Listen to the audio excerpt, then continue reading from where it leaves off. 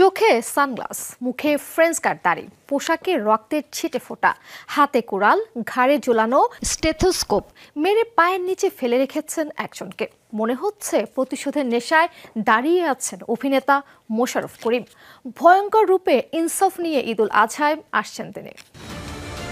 হিংস্র বা ভয়ঙ্কর কোনো চরিত্রে মোশাররফ করিমকে আগে দেখা যায়নি কখনো। এবার সেই ভয়ঙ্কর রূপেই এলেন অভিনেতা, যা তার চিরচেনা খোলসের বাইরে। ইনসাফ সিনেমার দ্বিতীয় পোস্টার প্রকাশ করে বলা হয়, এই ডাক্তার রোগ নয়, পাপ সারায়, রক্তই তার ভাষা, ইনসাফই তার শপথ। সেই সঙ্গে পরিচালক ইঙ্গিত দেন, ঈদুল আজহায় যে মোশাররফ করিম সামনে আসছেন তিনি চিরচেনা নন, ভিন্ন একজন, ভয়ঙ্কর একজন। নির্মাতা আগেই জানিয়েছিলেন অ্যাকশন থ্রিলার গল্পের সিনেমা ইনসাফ, এতে দানবীয় ও ভয়ঙ্কর রূপে দেখা যাবে মোশাররফ করিমকে। পোস্টার উন্মোচন যেন আভাস দিল সেটারই। ইনসাফ সিনেমায় নায়ক হিসেবে আছেন শরীফুল রাজ, তার বিপরীতে রয়েছেন তাসনিয়া ফারিন।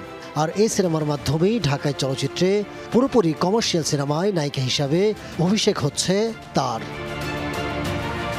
গত 25 এপ্রিল প্রকাশিত হয় ফার্স্ট লুক পোস্টার। পোস্টারটি সোশ্যাল মিডিয়ায় শেয়ার করে লেখা হয়েছে, ইনসাফ শুধু একটি শব্দ নয়, এটি একটি জীবনবোধ। সে পোস্টারে সিনেমাটির নায়ক শরীফুল রাজকে পরিচিত করা হয়। সেই ধারাবাহিকতায় এবার এলো মোশাররফ করিমের চরিত্র পরিচিতি। ইনসাফ পরিচালনা করেছেন সঞ্জয় সমদ্দার। ঈদুল আজহায় প্রেক্ষাগৃহে আসছে সিনেমাটি। Ahmed Tauquir, showbiz tonight.